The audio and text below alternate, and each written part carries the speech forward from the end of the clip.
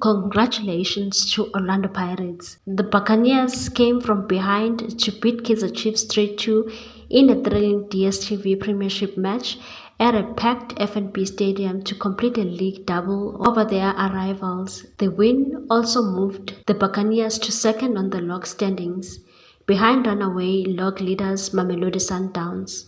Chiefs came into the match on the back of the confidence, boasting 1-0 win over Golden Arrows on Tuesday. Pirates, on the other hand, had blown a chance to move to a second on the log on Wednesday. Chiefs attacked from the word go with Pule Modi's team effort going wide.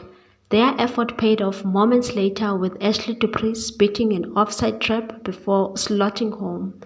Pirates had a chance to level matters, but Chiefs' defense cleared the danger. Relobehile Mofokeng was a thorn in Chiefs' defense on the left. He set up Patrick Maswanganyi on this occasion, with keeper Bruce Vuma using his leg to stop a dangerous ball. Pirates capitalized after they dispossessed Amakhosi in their own half midway through the first half. Manupule Saleng beat Vuma to level matters. Chiefs doubled their lead on the stroke of halftime. Dupree beat keeper Sipho Chain after receiving a pass from Modi. The Buccaneers came close to restoring parity immediately after the restart. However, Vuma would have none of that, clearing a dangerous ball. Amakhosi led 2-1 at halftime.